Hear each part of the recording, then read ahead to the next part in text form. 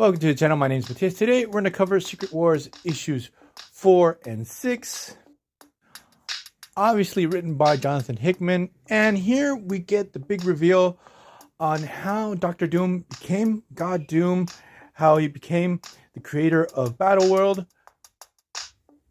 how Victor basically saved this minuscule part of all of the multiverse of existence. So without further ado, let's get into this. So in the previous issues of this crossover, we had two lifeboats that were the only remnants of the multiversal collapse. The Reed Richards of the 616 universe was able to create one, and the other one was created by the Reed Richards of the Ultimate Universe, better known as the Maker. Now, on the 616 vessel, you had Black Panther, Spider-Man, Peter Quill, Star-Lord. We had also Cyclops, Captain Marvel. I might be forgetting one other passenger, but you get the idea. While on the Ultimate ship, we have Thanos' Black Order. So we have the Mad Titan, Proxima Midnight, Corvus Glaive, Maximus of the Inhumans, Namor, Terrax 2. I might be forgetting one character here too. The thing is, both of these lifeboats crash onto Battleworld. The thing is that they're causing all types of trouble on Battleworld, and we even have a confrontation between the passengers of both vessels, which ends up calling the attention of God Doom. He arrives. He's livid over this whole situation. He's very surprised to see all these characters on Battleworld. Doom is totally like, oh crap, when he sees these guys, and when he sees two Reed Richards, he's like, oh double crap. Now, the thing is that the characters that came from the 616 universe were kept hidden prior to this by Doctor Strange. He was trying to protect them, because the Doctor Strange that we have on Battleworld is the original one from the 616 universe, so these are all his friends. He's the sheriff of Battleworld. He's Dr. Doom's right-hand man, but he has been keeping a lot of secrets away from him. Not only he has been keeping these new arrivals secret, he also has a hidden base that Dr. Doom cannot see. There he coordinates all his secret activities. So what happens now, Doom wants to deal with all these characters in one foul swoop, when out of nowhere, Cyclops converts into the Phoenix. Now, prior to this, Hickman had established that Cyclops had a Phoenix egg, and he brought it on board to the ship. And it seems he has become the Phoenix Prime, the most powerful version of this character. We get this really awesome battle between the Phoenix and God Doom, where obviously Victor comes out on top. When this happens, Doctor Strange sort of freaks out and teleports everyone that was present all across Battleworld, and with a special spell that no one can find them or follow them. Doom is just livid with Doctor Strange, because even though he's all-powerful, he's not all-knowing. These characters running around from the original multiversal collapse all can be a liability, especially having two Reed Richards running around Battleworld. There he straight up kills Doctor Strange on the spot. And this moment is pretty interesting, and you can feel the weight of it, because even though they were not friends, there was a great deal of respect between both characters. Then we cut to Doom informing his Thor Corps, because in Battleworld, Thors are basically the police there, that they have to hunt down these unwanted visitors, the ones responsible for the death of Doctor Strange.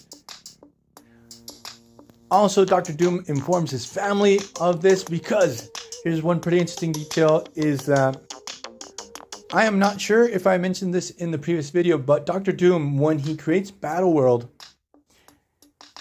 that Doom, during the multiversal collapse, he actually rescues the 616 family of Reed Richards. And basically, he steals his family. He takes Sue as his wife. Franklin and Valeria become his children. He modifies their memory. Also, he saves the original Human Torch and the Thing, but he keeps them away just in case if they recuperate any of their memories. He made Human Torch into the son of Battleworld. And he made Thing physically into the wall that protects Battleworld from like the Badlands, where we have the zombies and the Ultrons. Annihilus's forces are there too. Also, he creates his own Future Foundation, where we actually see, working with Franklin and Valeria and other members of the Foundation, we have a lot of the characters that Hickman created for the S.H.I.E.L.D. series. So you also have Nostradamus, Nikola Tesla. I'm not sure if Leonardo da Vinci's there too. He probably should be. But I love this idea that Dr. Doom envies Reed Richards so much. And now he's even a god, but he still has to steal his family.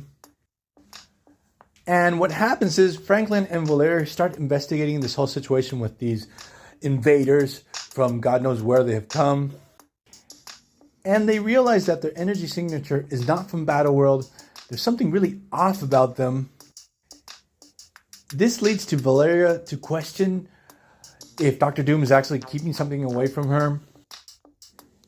That they're dealing with some type of cover-up that's putting Doom at extreme unease. So what happens is we have this whole situation where Dr. Doom goes and visits Owen Reese, the Molecule Man. So here we get the big exposition dump where we learn the origins of Battleworld, how it was created in the first place. So when dealing with the multiversal collapse, we had Dr. Doom working with Owen Reese and also with Doctor Strange. They discover that Molecule Man is actually a constant across the multiverse, a creation of the Beyonders. He is basically a bomb that when the Beyonders want to eliminate a reality, they just activate the Molecule Man and boom, that whole reality is gone. So Doom at first realizes this and sets out to kill every single Molecule Man across the multiverse, and he creates the Black Swans for this. But then he has a change of plans and starts capturing every single Molecule Man. He creates this Molecule Man H-bomb. He goes to the realm of the Beyonders. When Doom goes to confront the Beyonders, they open the door to the realm to see what's the deal here. And when they do, Doom just sets off this bomb. So basically the weapon that they had created gets plopped in the realm, it gets wiped away, all the Beyonders get eliminated. And what happens is that this insane amount of energy is just liberated. Doom uses the Molecule Man, the 616 one that's still alive, to capture all of it. He uses him as a funnel to create Battleworld, this last remnant of existence from small pieces from all across the multiverse. He names this place Battleworld. Obviously, he establishes himself as a ruler and god and relegates Molecule Man to the small pocket reality.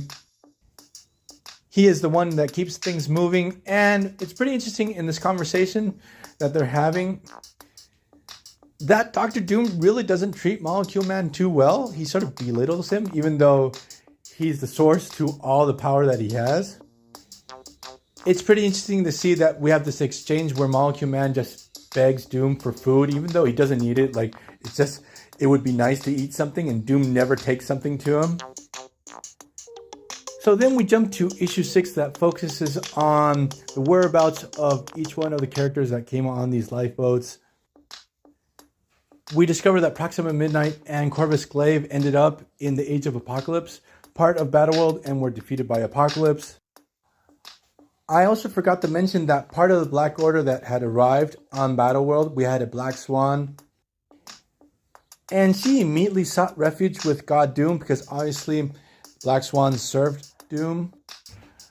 I'm not sure if Jonathan Hickman ever establishes this or not, but I always had the impression that the Black Swans were Sue Richards from different realities. So now we have this Black Swan forming part of Doom's court and Sue Richards, which would be Doom's wife. So now we have this new Black Swan serving Doom in his court, and the original Sue Richards is really not happy to have her around. Then we have Maximus running around the Badlands, basically mind controlling everyone he can to amass an army to take down Doom. Then we have both Reed Richards working together to try to use science to take down Dr. Doom. Here, the 616 Reed Richards gets the real low blow that Doom had stolen his family.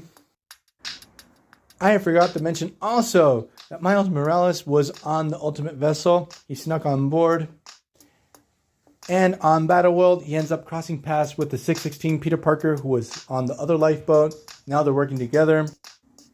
Obviously working with Reed Richards. And they're able to find the doorway into the pocket reality where Molecule Man is.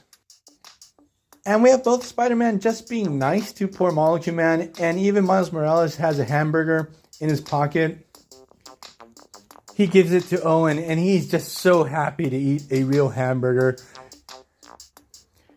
To the level that he feels in debt to both Spider-Man because they were just cool with him.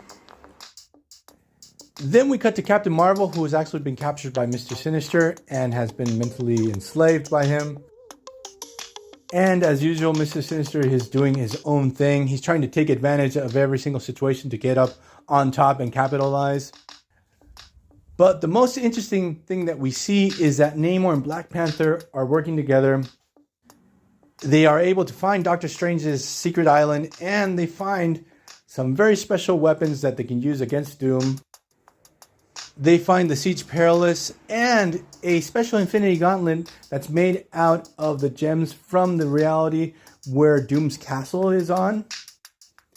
Because with Infinity Gauntlets, they only work in the reality where they're from. So this is a very important thing. It's not going to work anywhere else on Battleworld except for that specific place. And it's so cool to see that Black Panther is going to be the one to wield the Infinity Gauntlet. And then we have Thanos, who's at the barrier of the Badlands. He starts talking to it. He knows it's alive. He has this conversation with Ben Grimm where he realizes that this whole reality is a lie. It's a sham. This leads to the thing reawakening. He becomes this giant-sized thing that just leaves this gashing hole within the wall. With all the inhabitants of the Badlands start spewing through into Battleworld. So I'm going to leave this video here. I hope you guys liked it. See you guys next time. Bye.